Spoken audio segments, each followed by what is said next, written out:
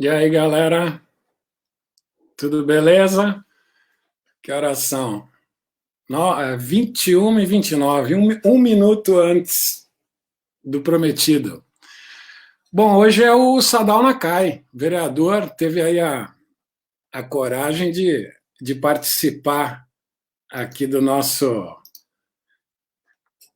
Teve a coragem aqui de participar da nossa live, né? Muito legal, muito legal. Bom, vamos lá, vamos ver se ele já está por aqui. Vamos lá. Vamos Ó, lá. Tá aí, meu querido? boa noite, Paulinho. Tô aqui sim. Oh, que satisfação, rapaz. A Tu satisfação sabe, é minha, né? imagina, tu sabe que eu pensei que quando eu convidei os vereadores, É. nenhum ia querer? Eu acho. Eu estava assistindo o primeiro É, entrevistado, o Deta, quando é, você lançou o desafio lá, eu dei um joinha. é, Eu acho que a gente está na vida pública e a gente tem que ser o mais transparente possível, né? A gente não pode ter temor de conversar com as pessoas, de expor. Eu acho que é. essa é a responsabilidade. Por isso que eu dei um joinha lá quando você lançou o desafio. Legal, legal. Não, coragem, coragem. Porque é o seguinte, apesar de eu te conhecer já há alguns anos, né? Aqui não vai ter moleza, não, hein? Nem pode, né? É Nem pode. pedrada, hein? Quando entra no tatame tem que ir para lutar, né? É Não isso é aí. para. Eu sei que tu vai querer me bater depois, mas aí é um outro assunto. Bom, pessoal, é o seguinte, começamos a live, um currículo, não gosto nem de chamar de currículo, é uma pequena apresentação do Sadal, está passando aqui embaixo, na vinhetinha, para vocês verem aí um pouquinho dele. Rapaz, Sadal, eu estava aqui olhando, você É, me desculpa a ignorância aqui, é, viu? Mas na tua apresentação aqui eu tenho uma coisa para perguntar. é. Rapaz, o que é esse Bodas de Aventurina? É, o nome Sabe do por quê? remédio, vacina, o que é isso? Isso aí é o seguinte: a gente só sabe que a relação do casamento é bodas de prata, duração, né? Bodas de prata e bodas de ouro. Só Sei. que entre a bodas de prata e bodas de ouro são Ah, 25 anos. E eu tenho mais de 25 anos de casado, né? Então eu já passei mais 5, que é ah, bodas de pérola, e já ah. passei mais 30, mais 5, que é bodas de coral. Então eu tenho mais de 35 anos. 37 anos é bodas de aventurina. Por isso que eu faço Aventurina. questão de dizer. Então vou chegar na Esmeralda, 40 anos. Daqui a 3 Rapaz, anos eu faço 40 anos de casado. é muito nome para Né? casado, eu não aguento isso. Mas você não concorda que uma relação de 37 anos ela tem que ter alguma coisa especial? Não, pô, mas Não podiam ter é? Para você escolhido estar outro, tanto né? tempo junto? Hã? Podiam ter escolhido outro. Aventurina, é uma aventura. É uma aventura. Olha, eu estava olhando, eu não conhecia, né, esse termo. É, aprendi. E a aventurina, eu estava olhando, buscando o que, que é. Não é. Eu achei que era uma pedra preciosa, ou semi-preciosa, mas não é. É um quartzo Sim, verde e que ela sim. simboliza a recuperação e o reforço do sistema imunológico. Olha, esse tipo de pedra, ele traz esse tipo de energia. Olha que legal nesse momento agora do Ah, Covid. muito bom. Recuperação e resistência do sistema imunológico. Ela Hum. ajuda. Olha que legal. Muito bom. Ó, ainda bem que você falou. Eu vou falar rapidamente as três regrinhas aqui da nossa live, que é a seguinte: não falamos de coronavírus, não falamos de Ponte Santos Guarujá, não falamos de Santos Novos Tempos. Tá bom. Essas Quem informações já procurar estão coisa rolando de. aí direto, né? Quem estão rolando direto, até queria parabenizar a tua assessoria, o teu gabinete, que a tua fanpage, né? Ela está muito completa de informações municipais do Corona. Então, parabéns aí, Andréa Riffer, jornalista, parabéns aí que está muito bem Obrigado. informado. Então, esses três assuntos a gente não vai falar. Bom, sem mais delongas, já tem bastante gente comentando aqui. Rapaziada que está comentando e perguntando. Vou tentar colocar coisas no ar, tá? Mas é difícil aqui, viu, a gente colocar as coisas no ar aqui. Mas as perguntas, mas vamos, elas ficam depois. As pessoas veem que você está interessado, que você perguntou. Essa live minha não sai do ar. Eu faço um repost dela no sábado, 6 horas da tarde, para quem não pôde vir. Então tem bastante pergunta aqui, ó. O Osman Andrade já tem uma pergunta. Olá, todo mundo dando boa noite. O Ica, o Edmond está aqui. Midori, boa noite. Cláudia Ono, ó, rapaziada toda aqui, ó. Tá bombando já aqui, tá bombando. Márcia Kassab, tá bombando aqui. Fábio Paiva, boa noite, vereador. Rapaz, tem coisa aqui, viu? Nós vamos lá. Dona Midori é minha sogra. Ah, é? Tá vendo? Ah, que beleza. Bom, vamos lá. Sadal, sem mais delongas, né? Vamos começar aqui com a primeira pergunta. E hoje eu vou dar uma estipulada no tempo de resposta, tá? Me permite? Lógico. Então vamos lá. Vamos lá, Sadal. Primeira pergunta aí para quem está assistindo a nossa live, que a intenção é o que o vereador pode fazer pela cidade, o que está ao alcance dele, e é uma live municipalista, tá? Então, vamos lá. Primeira pergunta, vou colocar na tela. Primeirinha, vou ler e depois ela fica aí um pouquinho. Após eleito vereador, você aceitou o convite do prefeito para ser secretário de esportes. Falei que não ia ter alívio, hein? Houve alguma pressão do partido para dar vaga a um vereador suplente? Outro motivo? Por que, Sadal? Bom, Paulinho, de maneira nenhuma. As pessoas me questionaram bastante dessa decisão, mas essa decisão não teve a ver com o partido ou com dar oportunidade para o suplente. Foi uma decisão pessoal minha, eu pensei bastante, porque este é o meu terceiro mandato. E no meu mandato anterior, eu tinha tido uma experiência como presidente da Câmara, eu queria presidir a Câmara para ter noção de como era a conduzir uma instituição. Eu tive a oportunidade de fazer isso por 2 anos, consegui fazer, dentro das minhas convicções, todos os atos que eu pretendia, dar transparência, devolver dinheiro para o recurso público, todas as coisas, o executivo, tudo que eu imaginava. Depois de 2 anos, eu tive condições de fazer a liderança do governo, que é uma articulação política interna dentro da Câmara. Eu tive a oportunidade, aprendi um pouco mais. E eu estava me preparando para esse terceiro mandato, ter um posicionamento bem livre, bem tranquilo, para poder fazer todos os atos de fiscalização. E veio esse convite para ser secretário de esportes. E eu ponderei, porque muitas vezes a gente faz questionamentos para o executivo e não sabe o trâmite interno. Uma coisa é pedir informações por requerimento, outra coisa é estar lá, sentado na cadeira. É como você sair do banco do passageiro e assumir o volante. Então, eu quis fazer essa experiência para eu poder aprender um pouco mais de como a gente pode analisar melhor a peça orçamentária, cobrar mais ações do executivo e o fluxo administrativo da administração pública. Foi por isso que eu aceitei, não teve nada a ver com pressão para dar ceder para outro vereador. Tanto que, passado 2 anos essa experiência, eu voltei e procurei atuar na Câmara Municipal dentro das minhas convicções. E, na verdade, eu tenho uma opinião sobre isso, que é o seguinte, né? Você foi indicado por uma secretaria que você tem conhecimento, né? Esportista, faixa preta de jiu-jitsu, faixa preta de judô, atleta, cuida de um clube também, o Estrela de Ouro.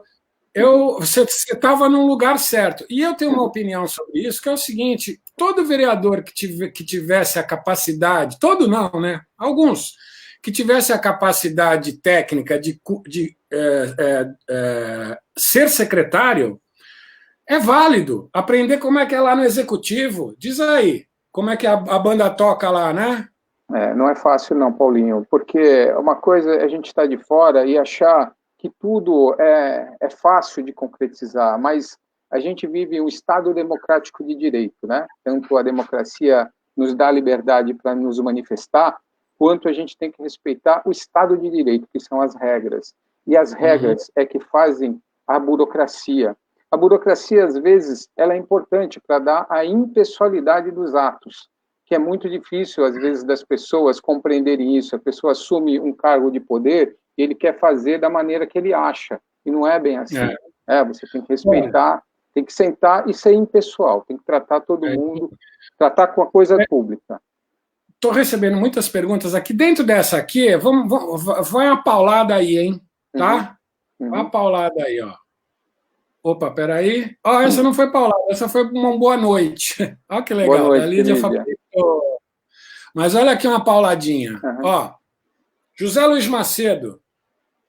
Tá dando para ler aí? Deu.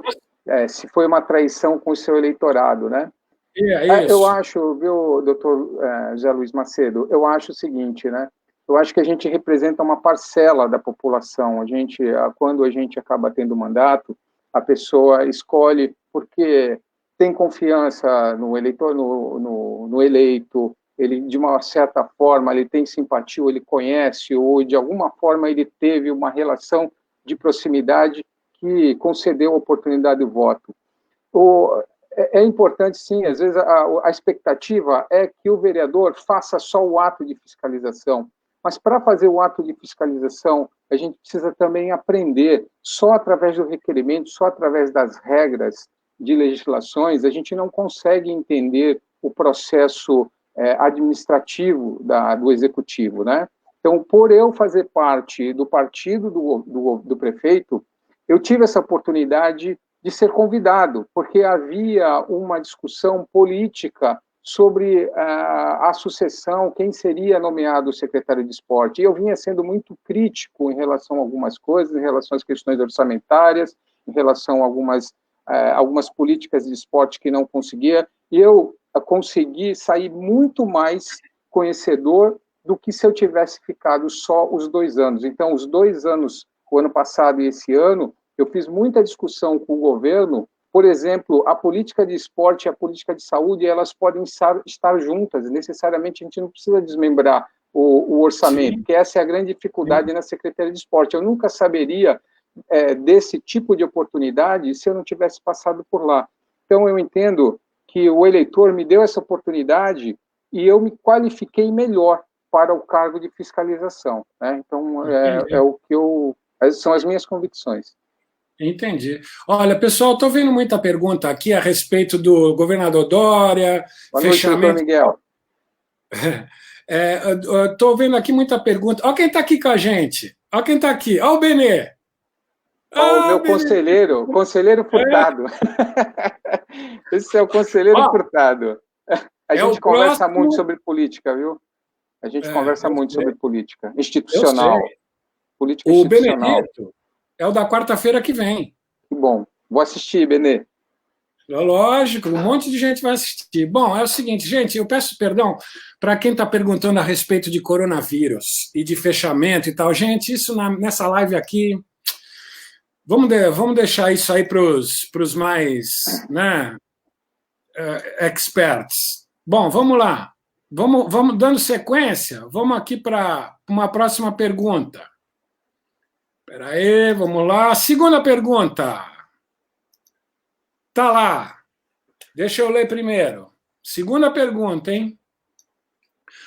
Você é contra o projeto da nova Ponta da Praia? Se sim, quais os motivos? Se não, por que tu foi o único, isso eu acompanhei, por que tu foi o único vereador que mais cobrou informações e detalhes do projeto? Why?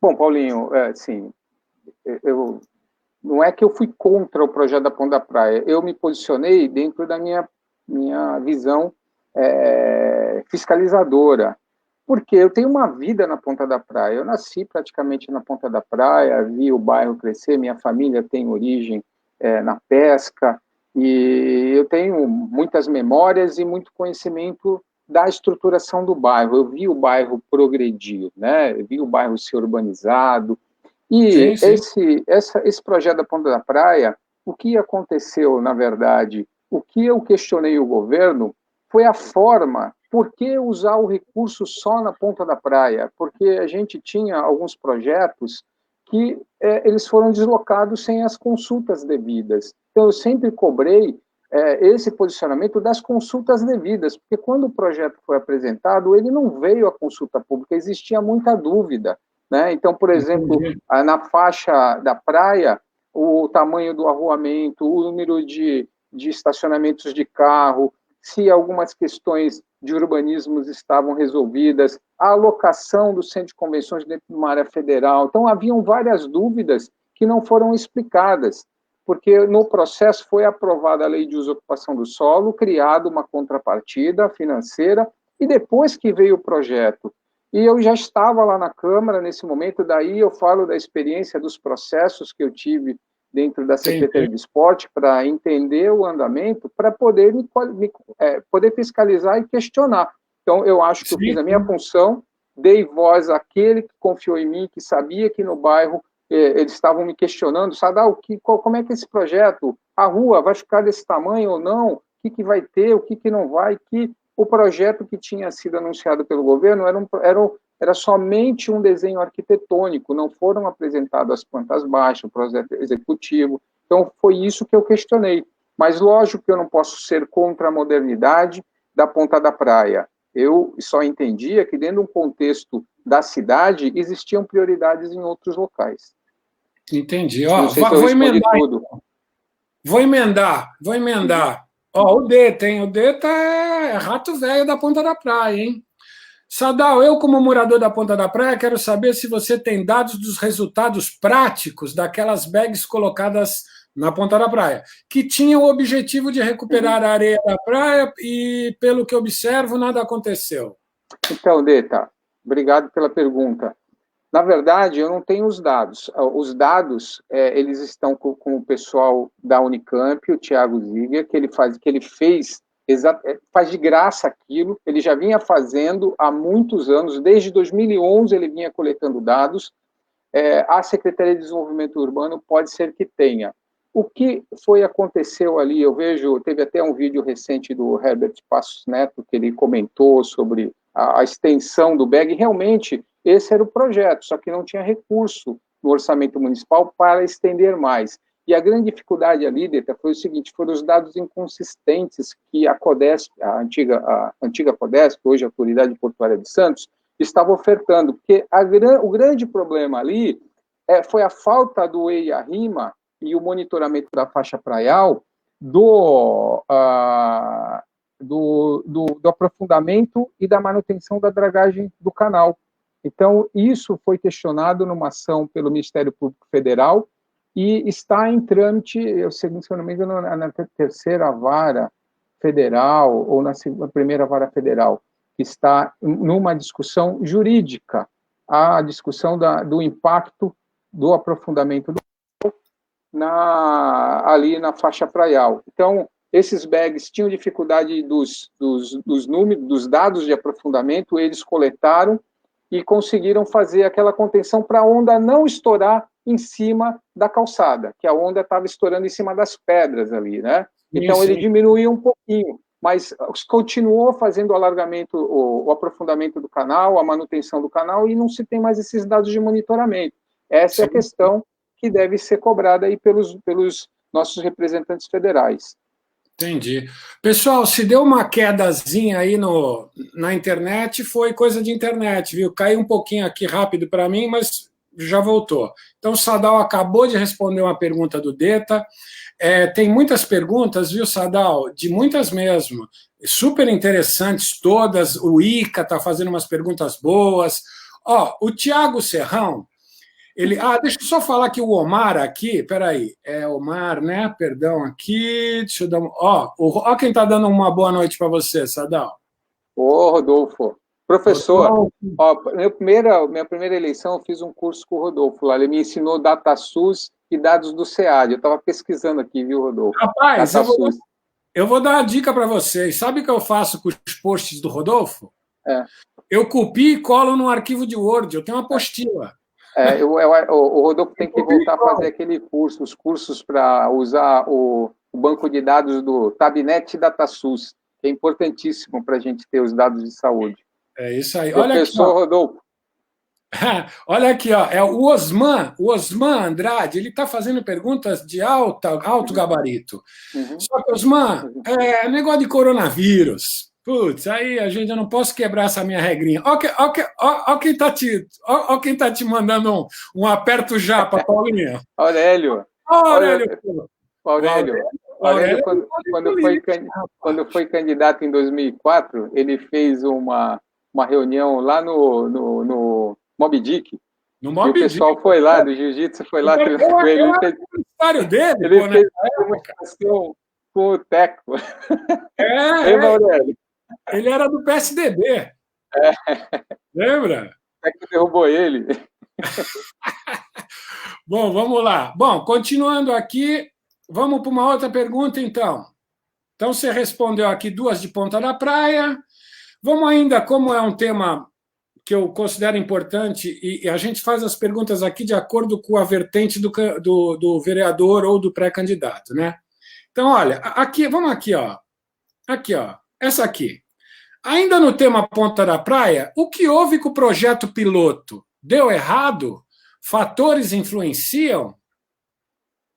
Sim, eu acho que não deu errado. Na verdade, é um projeto piloto mesmo. Esse recurso foi um recurso de fundo ambiental.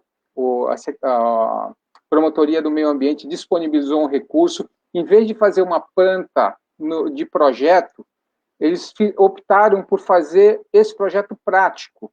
E uma das conclusões que estavam se levando, há monitoramento, certamente, eu não tenho essas informações de monitoramento, mas uma das primeiras retornos que o Tiago, que é um dos engenheiros responsáveis, ele comentou o seguinte, que a tendência seria estender os bags até em direção, se eu não me engano, o canal 2.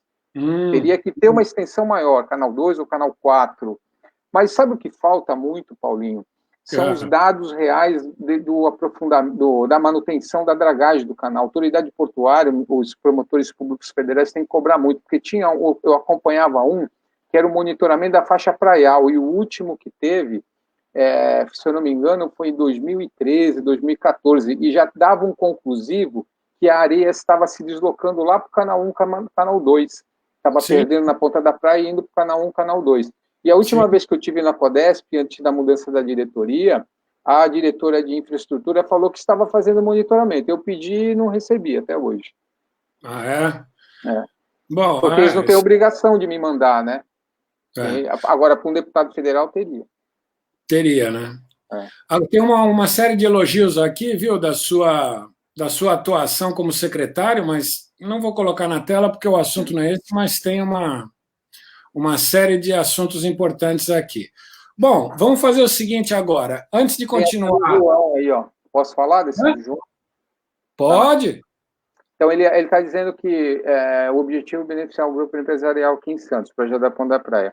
Sabe o que eu acho? Por isso que eu questionei também muito, porque esse recurso, por exemplo, ele poderia ter sido usado em outro lugar da cidade, que precisava muito mais de recursos de urbanização do que a própria Ponta da Praia. E a Ponta da Praia podia ser beneficiada num instrumento legal chamado EIA-RIMA, porque o empreendimento que o grupo fosse fazer ali, ele tem que mitigar as ações no entorno, né? E poderia ter feito todo esse benefício que foi feito no bairro como uma imposição de mitigação, por exemplo, quando ele fosse construir. Esse é um posicionamento geral de quem tem acesso à informação geral. Sadal, a gente sabe o que é, né? Mas eu gostaria que você traduzisse, porque vocês políticos, vocês têm uma mania. Vocês vivem falando de siglas e siglas e siglas, e só quem entende de siglas é vocês. Eu sei o que é, mas muita gente pode não saber o que é o EIA-RIMA, por favor. O EIA-RIMA é estudo de impacto ambiental, que tem a ver com o assunto do canal, do aprofundamento do canal, aprofundamento e manutenção do canal. É uma legislação ambiental. O que eu falei agora foi EIVE, Estudo de Impacto de Vizinhança, que é uma legislação que foi consolidada, que foi aprovada, devido à verticalização que acontece na cidade. Os grandes prédios que começaram a surgir e afetavam a vizinhança. Então, foi produzida uma legislação de impacto de vizinhança, gerando ao empreendedor a responsabilidade de mitigar ou compensar o impacto que um grande empreendimento faz ao seu redor. Né? Então, por exemplo, um prédio, estão falando em 1.200 apartamentos ali na área dos clubes, isso vai gerar um impacto enorme ali no entorno, no viário, né, na mobilidade, no trânsito, né, na arborização. Então, tudo isso poderia ser colocado como obrigação de mitigação. Entendi. Manda essa aí do Tiago Serrão. É uma pergunta de um assunto Gostaria de saber a respeito de geração de empregos na cidade de Santos. Até quando os jovens deverão sair da cidade e subir a serra para tentar uma perspectiva de vida melhor? Oh? Tiago, assim, eu acho que o poder público municipal ele tem poucos recursos para poder impulsionar um grande sistema que gere emprego para os jovens. A gente vive praticamente de porto, serviço no porto, e comércio e prestação de serviço. Nós não temos mais indústrias aqui na cidade, né? Então, há algumas tentativas de recuperação do centro para mobilizar o comércio, a prestação de serviço, tentativas de qualificação através das universidades, mas o que eu vejo para o futuro do jovem tem a ver com o momento do desenvolvimento tecnológico. Há um parque tecnológico que vai ser entregue, está sendo formatado, o objetivo é trazer as startups para cá, tentar trazer grandes empresas para investir aqui na cidade, na qualificação, enfim, no futuro tecnológico da cidade, né? Porque o nosso futuro, o século XXI, vai ser praticamente dados, né? É o tal do dataísmo, nunca tinha ouvido falar, acabei de ler um livro agora falando do dataísmo. Inventaram. É o dataísmo, né? Então, a gente está saindo do humanismo para entrar no dataísmo, né? Já teve o cristianismo, já teve o islamismo religioso, agora é o dataísmo. Que são os algoritmos, né, Paulinho? É o banco de dados, são os algoritmos que vão funcionar. Então, a garotada, o pessoal mais novo, eu acho que tem que entrar nessa qualificação da tecnologia, no desenvolvimento das startups, dos aplicativos, porque é isso que vai movimentar a sociedade no futuro, né? Então, eu acho que a geração de emprego tem a ver com essa qualificação. E a oferta de serviços. Nesse momento, a gente vive praticamente de internet, delivery, né?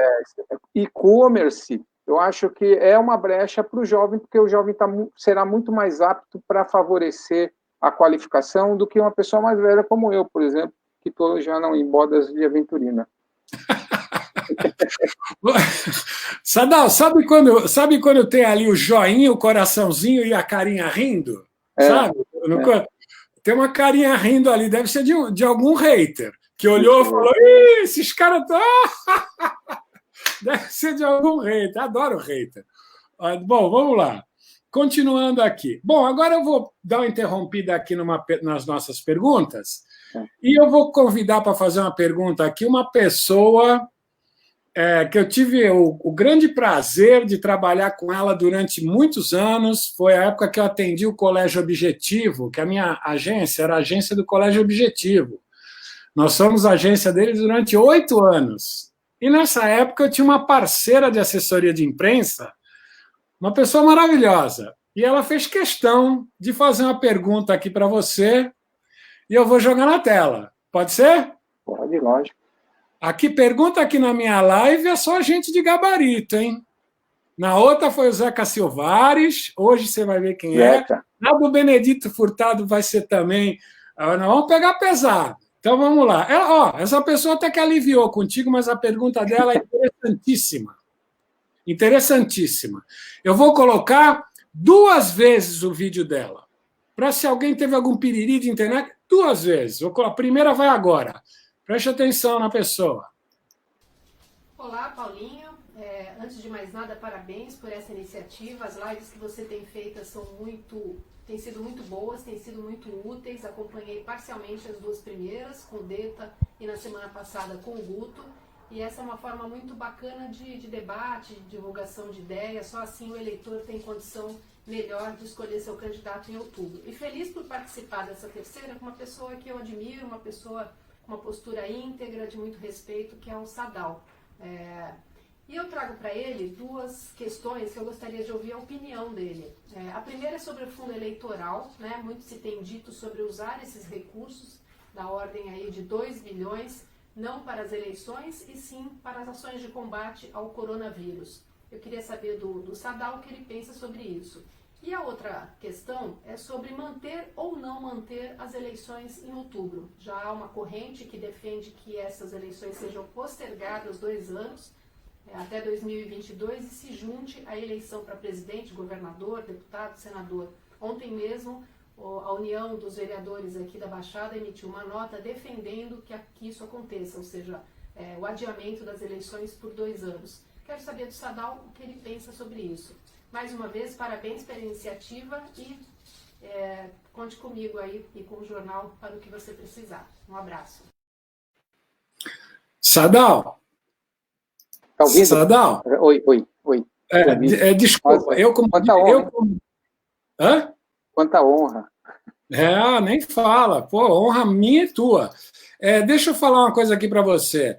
Eu esqueci de tirar da tela aqui uma informação, e como eu vou repetir de novo a pergunta dela, vou repetir com a tela limpinha aqui, que eu tirei vou deixar a tela limpa e vou repetir a pergunta da Arminda. Só que antes, eu queria falar uma coisa para todos que estão assistindo. Hoje, é também inédito nessa live, a live está em 2 plataformas simultâneas, no meu perfil e na sua página. Então, agora nós estamos com um pico de 120 pessoas. Oh, legal. 120. Porque numa página está com 40 e pouco e na outra está com 60 e pouco, mais até, está com 70 e pouco. Tá na soma aqui, nós estamos com um pico de 120. Olha que legal. Desculpa, vou repetir aqui, por favor, Arminda Augusto, que até merece, que eu também quero prestar melhor atenção aqui na pergunta dela. Vamos lá, vai lá de novo, Arminda Augusto, muito obrigado. Vai lá de novo. Olá, Paulinho. Antes de mais nada, parabéns por essa iniciativa. As lives que você tem feito têm sido muito boas, têm sido muito úteis. Acompanhei parcialmente as 2 primeiras, com o Deta, e na semana passada com o Guto. E essa é uma forma muito bacana de debate, de divulgação de ideias. Só assim o eleitor tem condição melhor de escolher seu candidato em outubro. E feliz por participar dessa terceira com uma pessoa que eu admiro, uma pessoa com uma postura íntegra, de muito respeito, que é o Sadal. E eu trago para ele 2 questões que eu gostaria de ouvir a opinião dele. A primeira é sobre o fundo eleitoral, né? Muito se tem dito sobre usar esses recursos da ordem aí de 2 bilhões, não para as eleições, e sim para as ações de combate ao coronavírus. Eu queria saber do Sadal o que ele pensa sobre isso. E a outra questão é sobre manter ou não manter as eleições em outubro. Já há uma corrente que defende que essas eleições sejam postergadas 2 anos, até 2022, e se junte à eleição para presidente, governador, deputado, senador. Ontem mesmo, a União dos Vereadores aqui da Baixada emitiu uma nota defendendo que isso aconteça, ou seja, o adiamento das eleições por 2 anos. Quero saber do Sadal o que ele pensa sobre isso. Mais uma vez, parabéns pela iniciativa e conte comigo aí e com o jornal para o que você precisar. Um abraço. E aí? Eu ouvi muito bem. Bom, muita honra. Obrigado, Arminda, pela participação. Eu acho que é uma importância. A Arminda é uma editora da Tribuna, é uma pessoa formadora de opinião, então é muito bacana poder responder a pergunta dela. E agradecido pela participação dela. Bom, eu sou realmente a favor de que o fundo eleitoral seja utilizado para o combate ao Covid. E não só o fundo eleitoral, mas da definição também que o Congresso estabeleça um percentual mínimo de financiamento para o SUS, o sistema SUS, não é só por causa do Covid. Eu acho que não votaram um percentual, se eu não me engano, era a emenda constitucional número 19, que definia um percentual do orçamento federal para o sistema SUS. Se tivesse botado dinheiro, talvez a gente não vivia o problema que está vivendo agora no sistema público, né, do SUS. E sobre a prorrogação de mandato por 2 anos, eu acho que a população não vai gostar desse tipo de coisa. É preferível que todos os vereadores, as eleições municipais acabam sendo piloto para tudo que é mudança de mandato. Não acredito que a pressão popular vai favorecer esse tipo de situação. É preferível a gente se submeter mais uma vez a essa celeridade em relação ao processo eleitoral. São 45 dias de campanha, vai ter que fazer a campanha basicamente vai ser rede social, vai ser interação, representação realmente daqueles que tenham confiança de uma parcela da população. Já tem a mudança eleitoral, não tem mais coligação partidária para eleição proporcional. Eu acho que a gente tem que enfrentar, novos tempos virão, e a gente tem que ser agora, tem que ser agora, né? Não sou a favor da prorrogação, não. Acho que tem que ser, e nem sou a favor do fundo eleitoral. Tem que repassar para o Covid, para combate ao Covid. Eu também acho mais ou menos isso. Agora, olha, eu vou botar aqui uma da Maria do Carmo. Eu estou tentando, viu, turma? Tem muitas perguntas boas. Tá, o Aurélio fez uma boa também, de novo, aqui. Tem o Boquinha, tá vendo? Gente, é difícil eu colocar muita coisa. Vamos lá. Como ele conhece bem as dificuldades da cidade, o que pede em relação a o que se pode fazer em relação à quantidade de moradores de rua nos jardins da praia? Isso é bucha, hein? Assim, eu acho o seguinte, eu tenho as minhas convicções pessoais, mas a gente tem que respeitar a norma constitucional. Eu sou um constitucionalista, eu acho que a gente tem que respeitar as normas superiores. A norma superior, e é o que o que impede algumas ações mais, não contundentes, mas ações mais firmes do gestor, é o direito de ir e vir no artigo 5º da Constituição, né? Então, a gente tem que respeitar. Mas, ao mesmo tempo, há um conflito com o Estatuto da Cidade, e a gente tem, dentro do Estatuto da Cidade, uma autonomia para gerenciar, para tomar conta do nosso município, na nossa extensão territorial, e a gente, nas áreas públicas, a gente definir as nossas regras, que é o Código de Postura. Mesmo que ele esteja defasado, ele tem uma série de regras que o cidadão santista já respeita desde 1968. Por exemplo, não pisar no jardim, respeitar o jardim, as regras de eventos em locais públicos, qualquer ocupação de área pública precisa ter licença da prefeitura. Então, entre respeitar um direito social e aquilo que está preconizado para as nossas regras de postura municipal, há um vácuo aí que o executivo precisa saber lidar com a situação. Nós temos uma vasta estrutura social, a gente tem abrigo, a gente dá alimento, a gente dá todo o suporte para o morador de rua, mas ele não é obrigado a ir, né? Então, eu sou a favor de algumas situações para alguns moradores de rua que estejam em estado, por exemplo, de dependência química, que haja uma força-tarefa, que seja envolvido também o judiciário, o Ministério Público, os médicos, para definirem se a pessoa tem capacidade ou não, ou se é incapaz, para definir, para aqueles que precisam tratamento químico, uma internação compulsória.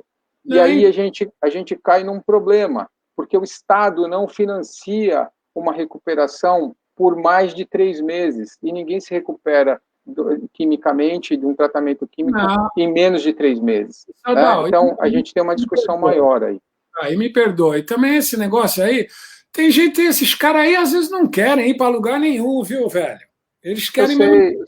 Não, mas acho que tem uma diferença, viu, Paulinho? Tem uma diferença. Você tem uma força-tarefa, por exemplo, a polícia, junto, a PM, tem muita gente que está devendo, está condenado, e esses precisam tirar. Se tem um traficante morando na rua e furtando ou roubando na cidade, essa pessoa precisa sair da sociedade, do convívio livre da sociedade.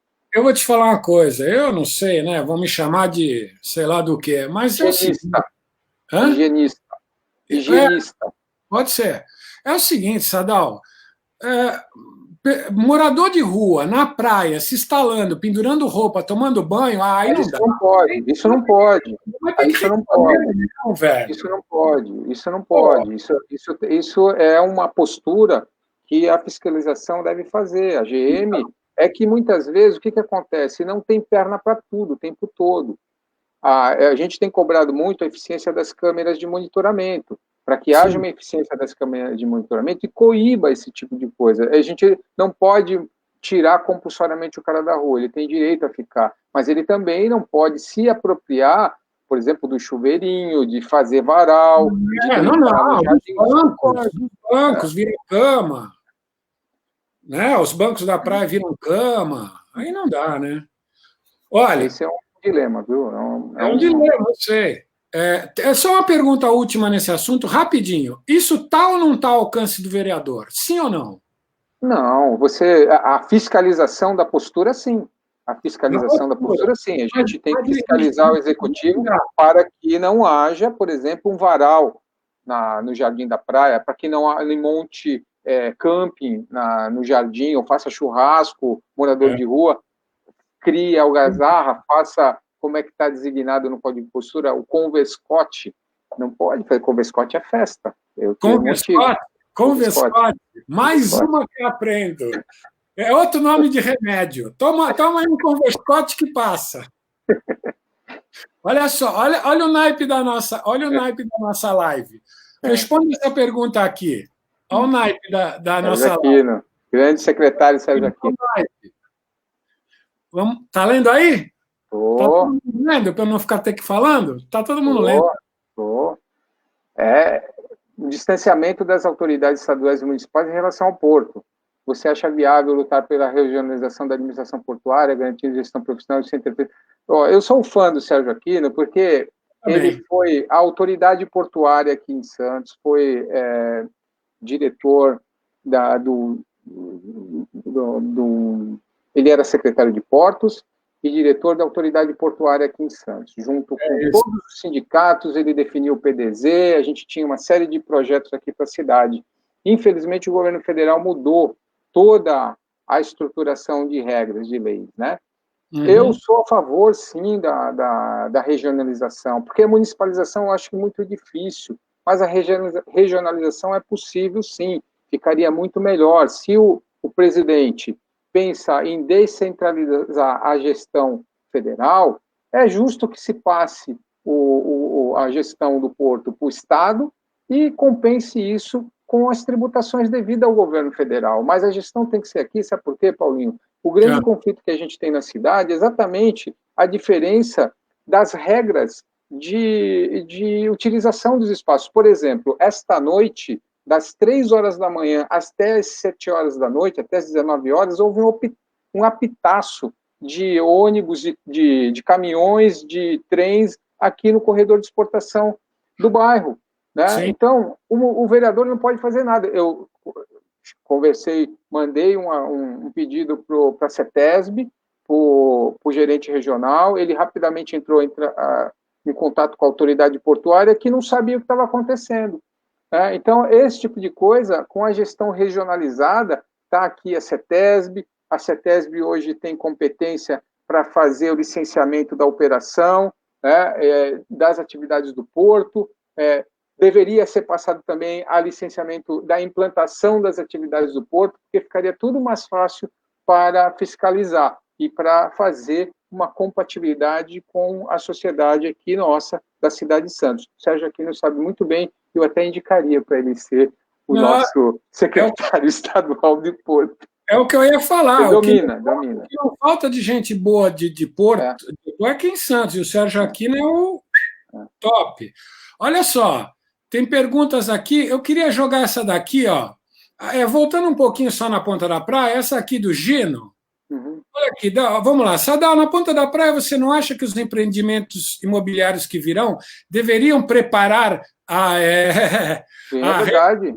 Galerias e esgoto para suportar esse volume de pessoas? Mas tem que fazer... macro, holístico. Não, mas, Gino, na legislação municipal, o EIV, Estudo de Impacto de Vizinhança, exige. Então, na análise do projeto, vai ser pedido isso e já está à disposição no site da Prefeitura, Secretaria de Desenvolvimento Urbano, projetos, tem todos os projetos, esse empreendimento que vai sair na Ponta da Praia, de 1.200 apartamentos, que o Grupo Mendes comprou ali no clube, no Regatas Santista, vamos falar mais claro, ele está hospedado já, o WAVE, o que precisa ser feito, estudo de impacto de vizinhança, está descrito o empreendimento, quanto vai ter, a população já tem acesso, pode ir lá consultar. E uma das coisas que é exigida é a infraestrutura de galeria de água e de esgoto e de energia, que haja compensação. Ou o empreendimento dele vai impactar, ele tem que compensar.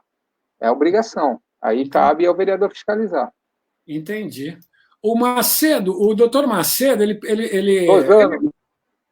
o doutor Macedo, Lozano está dando uma boa noite aí. O doutor Macedo, ele é focado em coisas políticas, viu? Uhum. Ele falou uma coisa aqui, rapidinho, olha só, que é o que todo mundo já viu há algum tempo, né?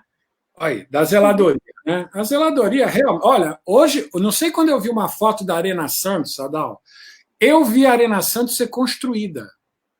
Uma que eu era agência de propaganda da Termac, da empresa que construiu, e outra que eu estava na secretaria.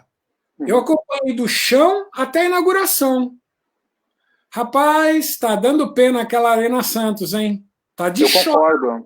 Eu concordo. Eu acho que uma das coisas que a gente devia votar no orçamento seria os recursos para cada secretaria fazer a manutenção dos seus equipamentos e também a zeladoria de uma forma geral.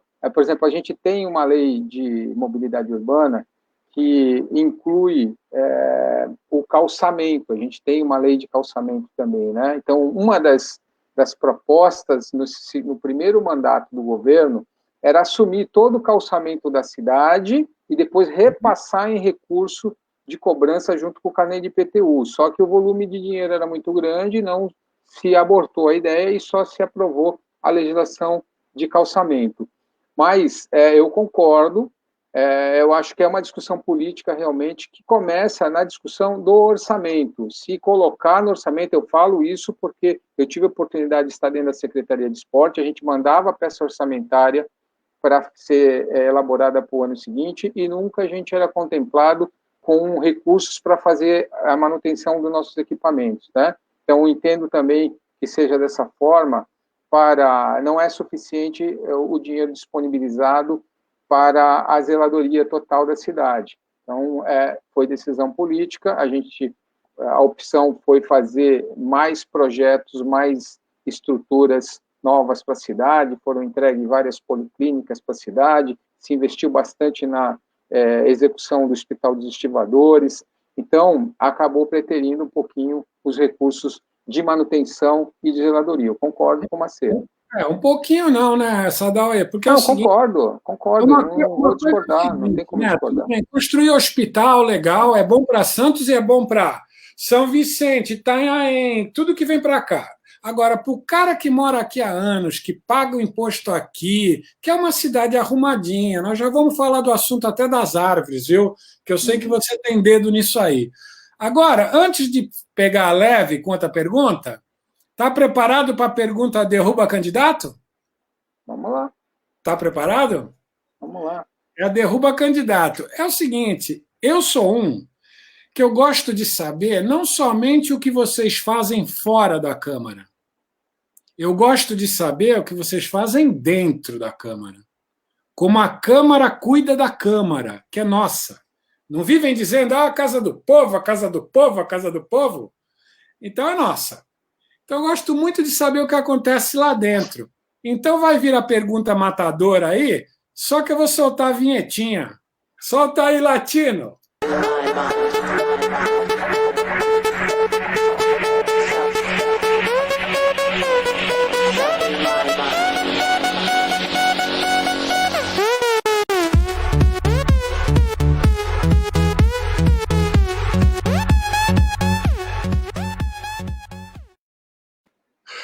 Pode soltar? Pode. Eu vi a vinheta, lembrei do Furtado e do Santana ali, parecido. O Benedito Furtado tem um Furtado. Olha só. Não, agora vamos sério. Vou te jogar e botei a pergunta em caps lock. Ih, caramba. Por favor, lê em voz alta para nós, Sadal, por favor. É verdade que uma das câmaras municipais mais caras do estado não tem sistema de Wi-Fi para as pessoas dos gabinetes trabalharem? Usam as deles? É piada isso. É verdade, é verdade. Não, é verdade? É verdade. A gente tem o sistema de internet, de Wi-Fi no plenário, e a gente tem o cabeado no gabinete. Cabeado? Me explica cabeado. O que é isso. Tem o cabo da internet e dá acesso aos computadores. O que a gente não tem o Wi-Fi. E aí eu acho o seguinte, né? Isso é incumbência da mesa diretora. A mesa diretora é uma decisão política que tem entre os pares. E os processos hoje, eles são muito cobrados. A legislação de transparência não é tão simples fazer uma licitação como as pessoas imaginam. Se não tem um processo montado direitinho, em menos de 6 meses, 7 meses, você não consegue concluir uma licitação. Então, eu não sei quais foram os problemas técnicos alegados, não sei se houve ruptura de contrato, mas, assim, respondendo diretamente, a gente realmente é verdade, a gente não tem Wi-Fi para os assessores, só tem para o vereador lá dentro do plenário e tem o cabeamento para usar nos computadores, mas é o fruto dos processos burocráticos que precisam ter, Paulinho, porque se o presidente faz uma licitação, não faz uma licitação, faz uma contratação, amanhã o Ministério Público vai pegar no pé dele e o Tribunal de Contas vai pegar no pé dele. Eu sei, tudo bem, porque eu passei por isso, né? Deixa eu te dar uma interrompida aqui. Falando nisso, o Vitiola está fazendo perguntas excelentes. O Sérgio Aquino também fez uma outra aqui legal. Mas eu respondo todas depois, viu? Eu vou pegar depois, eu respondo para ele depois. Gente, pessoal que estão fazendo as perguntas, eu vou olhar para vocês aqui. Pessoal que estão fazendo as perguntas, show de bola, isso fica na timeline. Então, o Sadal vai responder, a assessoria dele vai ajudar a responder. Então, deixa, vai ter repost disso, é bom todo mundo saber a opinião de vocês. Muito obrigado pelas perguntas. Deixa eu te perguntar uma coisa ainda dentro desse assunto aqui, que esse assunto me deixa pé da vida. Sadal, todo ano a gente vê aquela palhaçada de a Câmara devolveu 20 milhões para a Prefeitura, a Câmara devolveu 15 milhões para a Prefeitura. Nós entendemos que tem licitação, que tem pregão. Licitação e pregão são as coisas que matam qualquer tipo de qualidade. Você sabe disso. Licita uma obra, quem ganha o mais barato é o mais podre, aí tem aditamento, aí a obra atrás. É uma coisa que só brasileiro faz. Agora, em vez de devolver 15 milhões, sei lá quantos milhões, não dava para devolver 14 milhões e pegar 1 milhãozinho e colocar um Wi-Fi naquele recinto para as pessoas poderem trabalhar com a modernidade? É isso que eu não entendo, velho. Não, o recurso disponível você tem. É importante entender como é que é o processo orçamentário da Câmara, né?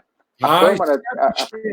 Não, mas é regra, Paulinho, sabe por quê? Se você não faz direito, o Tribunal de Contas te condena amanhã, o Ministério Público te condena amanhã. Então, lidar com recurso público não é tão simples.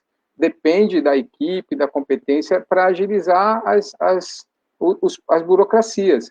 Então, respondendo diretamente, o que acontece? A Câmara tem direito a 5% da previsão orçamentária que tem no ano seguinte. Então, o Executivo é obrigado a passar para a Câmara. E a Câmara vai usar esse dinheiro, que não usar, devolve para o orçamento público. Isso é lei. A Câmara não pode se apropriar desse dinheiro, né? Então, o que a Câmara pode fazer durante o período do ano, ele programar despesas que consigam dar uma melhor infraestrutura para assessoria, para os vereadores, é isso. Então, não dá para reter.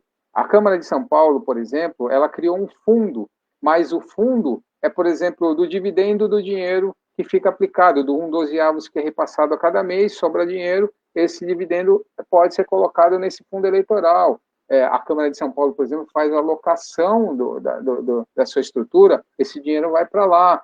Então, esse tipo de coisa poderia subsidiar outras ações da Câmara, mas isso tem que ser feito em lei, na forma da lei. Eu acompanho a Câmara desde que era lá na sala Princesa Isabel, né? A gente evoluiu, a Câmara evoluiu. A Câmara da cidade, a gente não. A Câmara da cidade evoluiu. Acho que tem... O Marquinhos Rossi deu um gás nisso, construiu. A gente tem que tirar o chapéu para o Marquinho, porque o que ele fez fica para a história da Câmara. Sabe? Exatamente. Agora é o seguinte, Sadal. Por isso que se devolve dinheiro.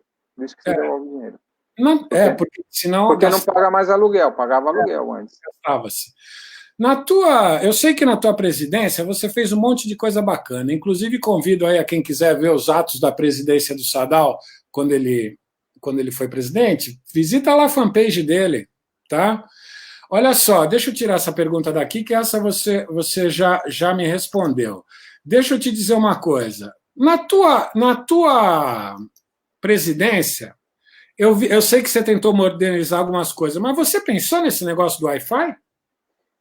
Olha, na época a gente tinha algumas outras prioridades, né? Principalmente em relação ao processo de transparência. A gente estava ainda engatinhando no processo de digitalização, e uma das coisas que para mim foi muito mais importante para o legislador foi a compilação da legislação, a gente possibilitar ter todo o histórico da legislação num acervo só. Então, hoje, na Câmara, a gente acabou contratando, isso foi feito em licitação, foi combinado com o Executivo, porque muitos decretos, quem faz é o Executivo, estava em posse do Executivo, e a gente tentou introduzir o processo de web, né, nas audiências públicas, mas ainda a gente tinha outras prioridades. A questão do Wi-Fi, a gente tinha, sim, funcionava parte, mas sempre teve problema porque a gente tem um morro ali, né? A Câmara, ela está muito próxima do morro, então a gente tem muito problema de sinal. Então, precisa ter realmente alguém muito especializado para verificar como pode fazer a transmissão de sinal ali para a Câmara, por causa do problema daquela barra. Tem um muro ali, pô. Eu tem um sei. Muro. Olha, meu querido, se eu fosse presidente da Câmara, isso ia ser a minha prioridade 1. Mas eu acho que com o 5G, com o advento do 5G, muitas tecnologias vão facilitar isso, Paulinho. O carinha que trabalha contigo vai pegar o 5G dele para trabalhar. Não, a Câmara vai fazer, com certeza. É uma questão de tempo. O que não foi priorizado, por exemplo, agora, é que a gente teve outras prioridades, né? Entendi. O coronavírus foi uma das que acabou gerando tudo isso.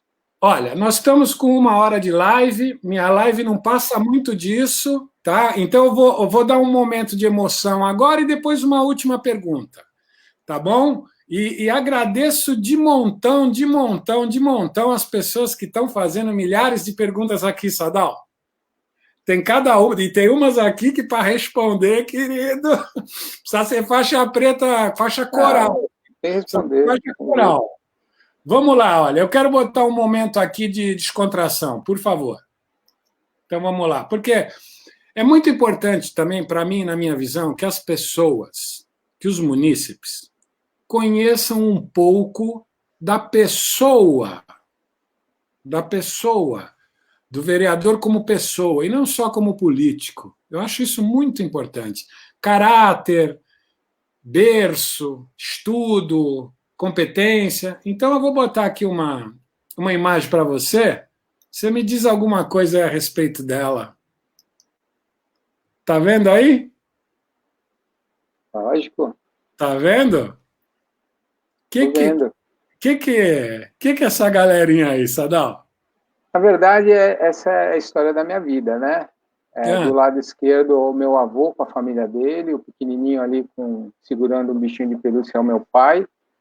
Do outro lado o meu pai, com eu e minha irmã. Eu tenho mais uma irmã que não está na foto, porque ela nasceu depois, 2 famílias. Embaixo, meu avô, em 1958, ele foi anfitrião, recebeu o príncipe Mikasa, do Japão, e eu, em cima, tive a oportunidade de receber o príncipe do Japão, em 2008, que se tornou imperador. Então, essas fotos, elas remetem a uma reflexão do que eu faço sempre, do que eu estou fazendo aqui na Terra, né? E quando eu olho isso, essas coisas terem acontecido na minha vida, na vida do meu avô, na vida do meu pai, na vida da minha família, eu começo a entender o sentido do que eu estou fazendo aqui. Então, tudo isso foi antes de eu ter vida pública. E o ano de 2008 foi que eu acabei tendo a oportunidade de entrar na primeira eleição e ir para a vida pública. Então, eu carrego isso como uma forma de eu me manifestar perante as coisas públicas, né? Eu acho que não é o Sadal. Eu carrego uma história não só da vida da minha família, mas também das pessoas que eu represento hoje na comunidade japonesa. É isso aí. Você sabe que eu lembro desse dia que eu estava lá, né? No dia do príncipe. Virei imperador, né? Hoje, imperador do Japão. Eu lembro, rapaz, a tua preocupação ainda tudo certo. Nossa Senhora, aquele dia foi uma correria brava, né? Nossa, dá para escrever um livro Dá para do escrever que um livro. aconteceu antes, né? De como foram os protocolos, as situações. Foi o governo do Papa, né? Foi no governo Papa, 2008. Tem muita história. Foi no governo do Papa. Bom, Japinha, a última pergunta. Vamos lá. E é uma pergunta light. Nossa, como tem gente comentando e perguntando. Que bacana. Muito obrigado, viu, pessoal? Vocês são demais. Tomara que o Sadal e a assessoria dele respondam a todos vocês. E eles vão fazer, porque eu vou cobrar isso. Vamos responder. Olha só. Outra, cara, só gente bacana perguntando. Ó, o Murat é um querido, né? Murat. Deixa eu ver. Galate Murat, despachante de peça. Eu vou colocar uma coisa aqui do Murat, por favor. Mas é uma coisa mais minha. Pode ser? Dá licença? Pode. Então vamos lá. Não, porque a live é sua. Não, então vamos lá. Olha só. PH, coloque ao Sadal a sua posição sobre os funcionários públicos. Gostaria muito de ouvir a avaliação dele sobre o funcionalismo público. Abração. O que aconteceu? Um dia desse eu estava vendo a televisão, Paulo Guedes, tal, coisa de âmbito nacional. Eu vou me retratar. Funcionários públicos, meus amigos, principalmente com quem eu trabalhei na secretaria. Eu vou me retratar, eu exagerei. Só que eu quis dizer funcionário público no âmbito geral. Numa hora dessa, funcionário público pedindo aumento, funcionário público que incorpora, que tem estabilidade, que não pode ser despedido, que você sabe como é, né? Tem os bons, como em tudo. Tem o publicitário bandido, tem o publicitário bom, tem o publicitário bunda, tem todos. Não dá para generalizar. A gente não pode generalizar. A minha redação foi tão curta que eu generalizei. Murat, meu querido, ó, beijo no coração. Eu vou me retratar disso em vídeo. Não é para essa live. Depois o Sadal te dá um palpite disso aí, tá bom? Mas eu agradeço essa cutucada. Desculpa. Vamos lá. Sadal, fazer aqui a última pergunta para você, que eu sei que você foi pioneiro nessa. Eu vou pôr e ler e você desenvolve. Olha aqui, ó. Nas lives anteriores, o assunto das árvores foi muito abordado. Andrea Lovecchio é uma pessoa muito politizada também, ela é super atenta a essas coisas dos bichos, de natureza e tal. Ela cobra isso direto. O que você pensa desse assunto? Tem solução? O vereador tem poder para fazer algo? Tem. Inclusive, eu tenho conversado muito na Câmara da gente cobrar a regulamentação da lei. Eu acabei produzindo uma legislação, né, em função desse assunto, porque qual era a discussão? A campeã de reclamação da ouvidoria, poda de árvore. Sempre quando tem mudança de tempo, o vento cai árvore, causa um transtorno público danado. E tem espécies que foram plantadas equivocadamente. Então, a legislação que eu produzi foi para que a cidade tivesse um inventário, um diagnóstico da arborização, espécie, quantas árvores, local, a vida fitossanitária da árvore, né, quando foi feita a última poda, para que a gente tivesse uma visão geral e discutisse o orçamento em cima disso. Essa legislação não foi regulamentada. Posteriormente, o vereador Benedito Furtado fez uma legislação impondo a regulamentação dos procedimentos para fazer o manejo da arborização. Então, a gente tem regra, mas precisa fazer regulamentação. Na legislação municipal, não basta fazer lei. O prefeito tem o ato discricionário de gerar as despesas, né? O vereador ele não pode impor despesa, ele pode fazer a lei genericamente, mas cabe ao executivo, por regulamentação, por decreto regulamentação, dizer como é que vai fazer e quanto vai gastar. Então, isso a gente tem cobrado, e como não foi regulamentado, fica muito pulverizado os gastos, né? Dois contratos que tem de poda de árvore, e poda aqui na emergência, e a gente ainda continua com vários problemas de arborização, até impedindo a lei de calçamento, de a gente não ter uma calçada livre para dar acessibilidade para todo mundo. Mas já tem as regras, precisa discutir agora na discussão de regulamentação e imposição orçamentária para executar. Rapaz, porque tem umas árvores que elas são perto de postes De fundamentais. fiação. E tem ainda esse problema, onde tem árvore passando fiação, quem faz a poda é CPFL. É isso Tem aí. ainda isso. Ó, sabe, aqui a Márcia batendo palma para você, para aqui para nossa Obrigado. live, né? A Obrigado. Márcia é irmã do senhor Gilberto Kassab. Opa! A Márcia é irmã do senhor Gilberto Kassab. Centrão, centrão. Centrão que vai dominar tudo. Bom, olha, gente, tem muita. Olha o que o Vitor botou aqui. Isso é uma coisa que meu irmão fala. Posto da cidade. Meu irmão é engenheiro civil, é diretor da SP Trans, CDF. Meu irmão é CDF, da USP. Minha mãe acertou num e errou no outro. Entendeu? Ele sempre falou isso. Olha o que o Vitor falou.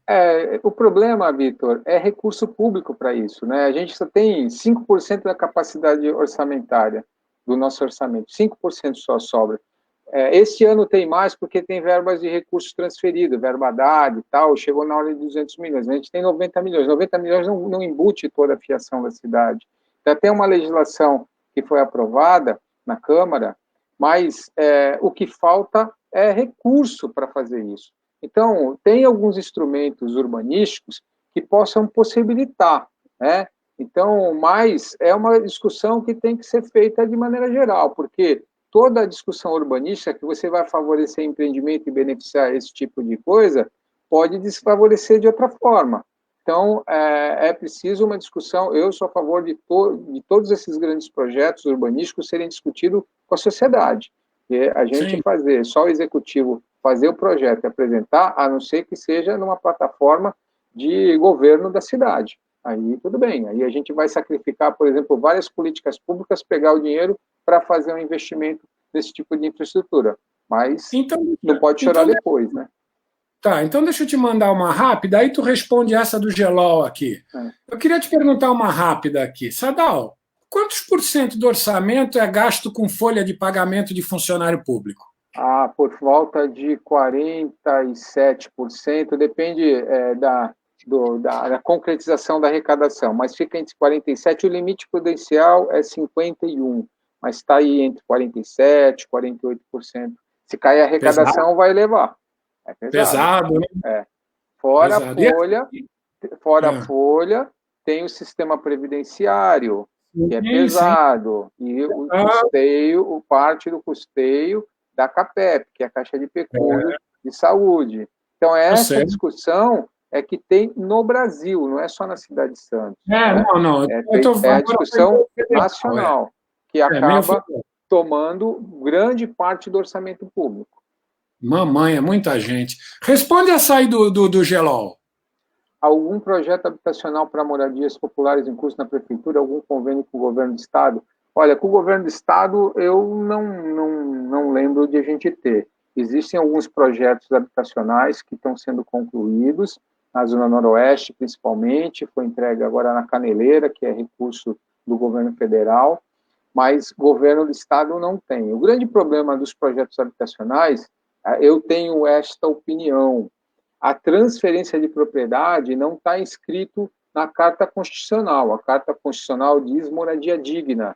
Moradia digna nem sempre é transferir propriedade, porque essa forma de transferir propriedade está criando um subsistema. A pessoa ganha o apartamento habitacional, muitas vezes não consegue se manter, acaba transferindo para outro e volta para a subhabitação. Então, não está sendo um modelo de sucesso. A gente tem que discutir outros modelos que o Estado tenha mais controle para fazer o aporte de moradia digna para todo mundo. Né? Pode ficar morando 20 anos. Eu conheço, eu tenho parentes que moram no Japão em prédios públicos do Estado e do município. Né? Eles pagam o aluguel social, têm moradia digna. Quando eles passam da faixa salarial que eles podem alugar um apartamento em outro empreendimento, eles saem daquele moradia e cedem um lugar para outro. Então, a gente precisa rediscutir essa questão da moradia social, né, na minha opinião. Então, o Estado não pode ficar pegando o dinheiro todo e colocando ad eterno para pagar e e não acaba nunca, é enxugar gelo, né? Entendi. Olha, tá bombando aqui, a gente está com 1,13, vamos até 1,15, 1,20 no máximo, tá bom? Porque é o seguinte, tem uma pergunta aqui do Deta e do Macedo, o Deta e o Macedo, que eles querem perguntar uma coisa que eu vou botar aí na tela, mas só que, para dar uma descontraída, a pergunta tem esse naipe aqui, ó.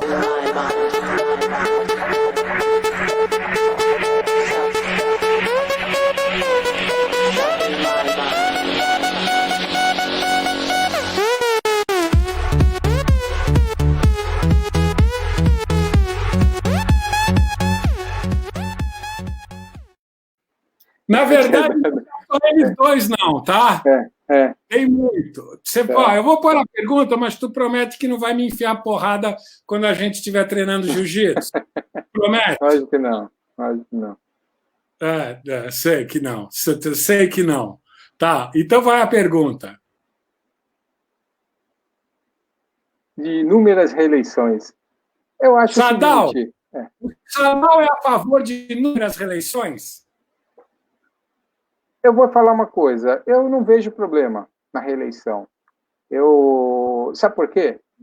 Eu vejo o seguinte, há muita discussão nesse sentido de limitar os mandatos do legislativo, só que, muitas vezes, os mandatos eles têm que ter eficiência, e muitas vezes um mandato não é suficiente para as pessoas aprenderem todas as regras. A gente ainda vive a escolha popular, né?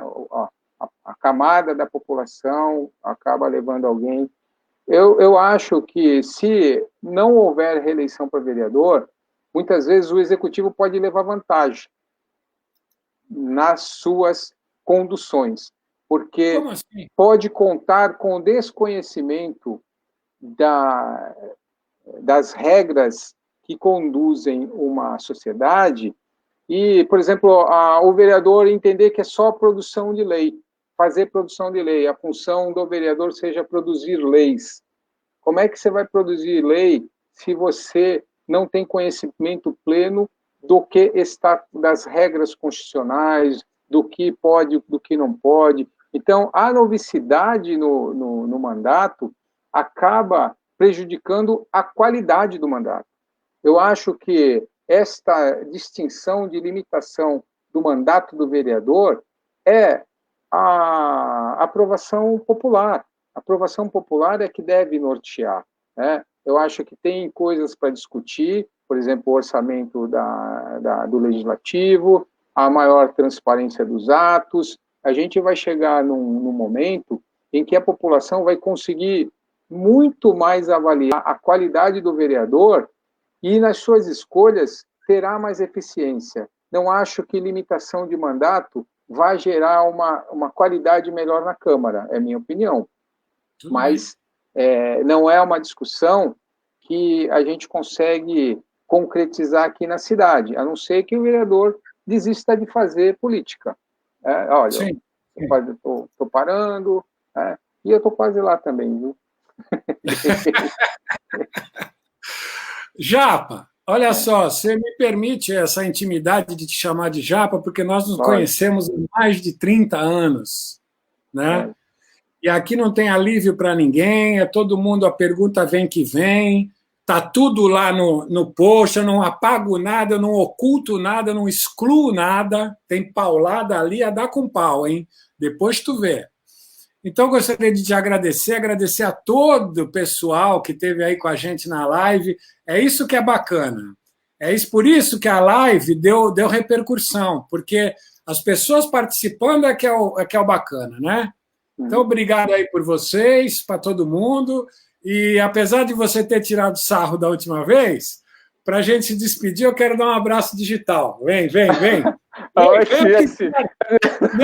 faz que nem eu. Faz que nem eu. Faz que nem eu. Não vem tirar sarro, não. Tchau. Muito obrigado pela sua coragem, pela sua participação. Semana que vem, com novidades, Benedito Furtado. Legal. Obrigado, Paulinho, pela oportunidade. Grande beijo para todo mundo. Valeu, pessoal. Aquele abraço. Tchau.